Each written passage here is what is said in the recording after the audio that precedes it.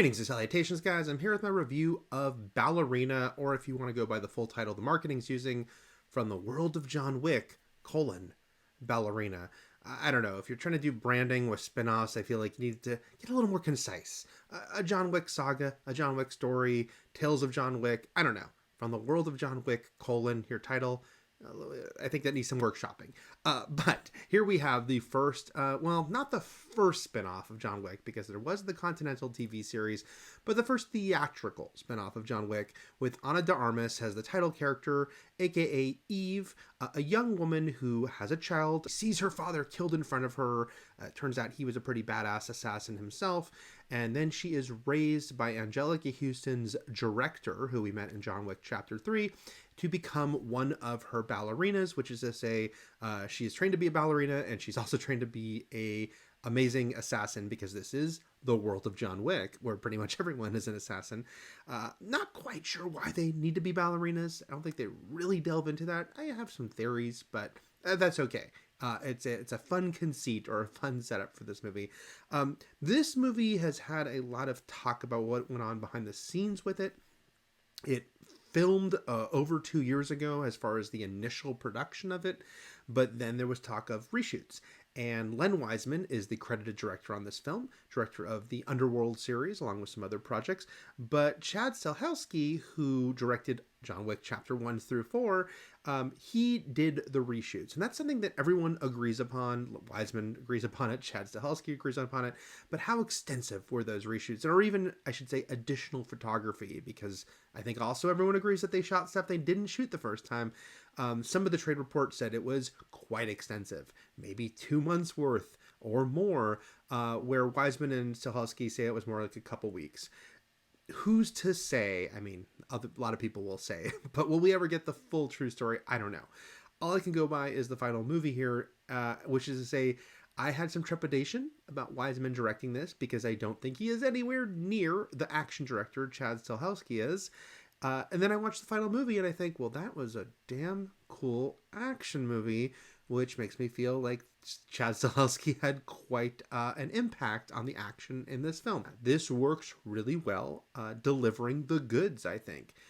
Is it as good as the John Wick movies? No, I don't think it quite, at its core, has the same vibe that it captures, just that sort of innate coolness that the John Wick movies have, that almost feel effortless, as far as like, yeah, we are in this strange, surreal world where it seems like every other person on the street could be an assassin, and all these things are happening, and we kind of can go with that thanks to the vibe of it all. It's a little more awkward.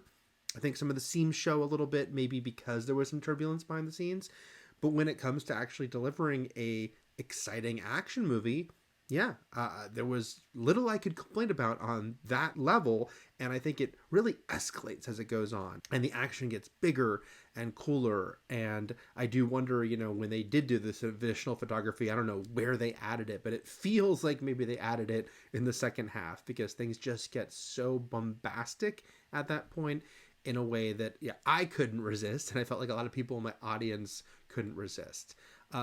I really like how they depict action in this movie. Ana de Armas, obviously, she has a background already, having done some action films before, including a Bond movie. And I think she is a natural here. Like John Wick, this is not a very dialogue-heavy character. Maybe she says a little bit more than John Wick, but a lot of times she's letting her actions speak for her. She's very credible in this role.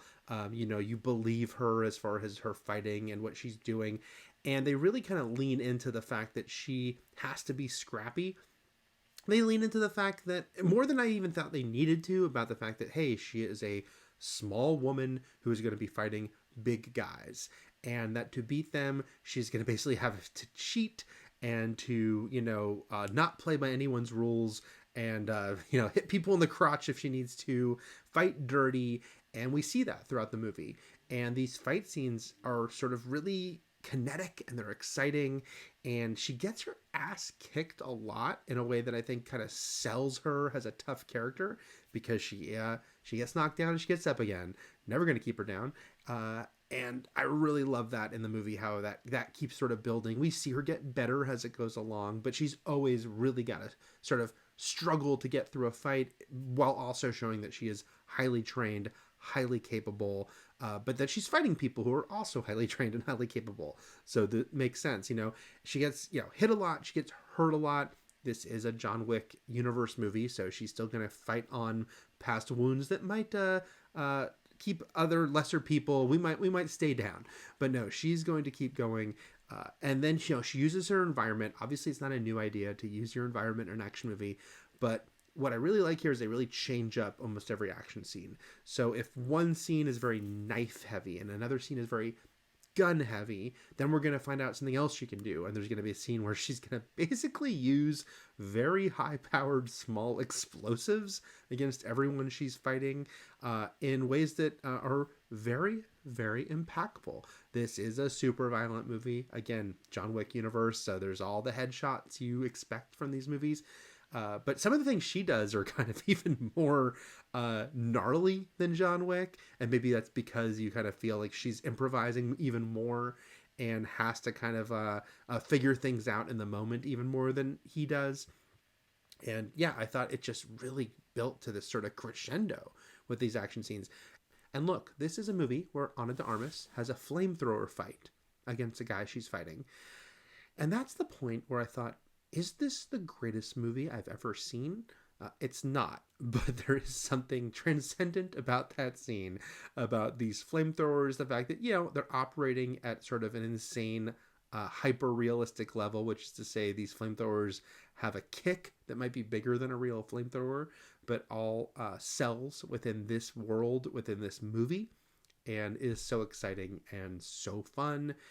There's a sequence where she's fighting in a restaurant against a sort of growing group of people she has to fight against.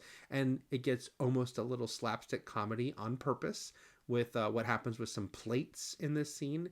And I thought it really rode the line there where it's just going too far. But no, it's just a winking, fun sequence. And I think that it really works. And you kind of really go with it. So even when I had some feelings like, this plot is little loosey-goosey and there's things that could have been tightened here, and I feel like there's some tendrils of maybe plot threads that once went somewhere else and don't anymore, the action is almost unrelenting, especially in the second half. But it was almost constantly holding my attention because I knew that there would be a big action scene right around the corner, and then it would come and then it would deliver. Amongst the supporting cast, you've got the John Wick regulars, who of course all know exactly how to play these roles at this point. So you've got Ian McShane, you've got the late great Lance Reddick, who shot his pretty small role shortly before he sadly passed away a couple years ago. And then of course you have Keanu Reeves as John Wick, not in the movie a ton, but in the movie enough to make an impression. He's in two scenes. One is a pretty brief one. The other one is a pretty big and substantial one. And I really like how they use his character and how they use him in relation to her and kind of show their skill sets against each other and how they compare to each other. I think it kind of plays fair within the rules of the John Wick universe and what we've seen of John Wick. And I thought that was really great. With some of the new actors, that is a place where I did start to think, was this role bigger once? Norman Reedus, obviously a very prominent actor, feels like his role is smaller in screen time than you might expect, and maybe smaller than it was gonna be. And the same goes for Sharon Duncan Brewster, who plays someone who really kind of takes a mentor role to Eve, but feels like maybe there should have been an extra scene or two to really cement that relationship, and maybe there once was. So yeah, I can't say this movie is as tightly wound as the John Wick movies, and it does have some issues around the edges that are a little more prominent. But at the end of the day, if you buy a ticket to a movie in the John Wick universe, you want to see really cool John Wick style action. And on that front, Ballerina really does deliver. However, they had to work to get there. I think they did get there ultimately. And I would be very happy to see Ana de Armas play this character again. We know there's a lot more John Wick universe stuff coming. There's the anime, and there is the spinoff with Kane, the Donnie Yen character, and there is John Wick Chapter 5. So who knows? I have no idea if this movie is going to be a hit or not. And because there's all these other spin-offs, when they would even have time to bring her back, or could they just bring her back in one of those other movies? Doesn't necessarily have to be Ballerina 2, but I would welcome her return. I think in a universe that is pretty packed now with kind of fun, interesting side characters, she is another one now they have in the mix. It was hard not to hear all the rumblings that this movie might be a big disaster a couple years ago. It's not at all. Certainly, if you're looking for your action fix, this would be a ticket that you would want to purchase. So those are my thoughts on From the World of John Wick, Ballerina, which hits theaters this weekend. If you can like and you can subscribe, that would be wonderful. Thanks a lot, guys. Take care.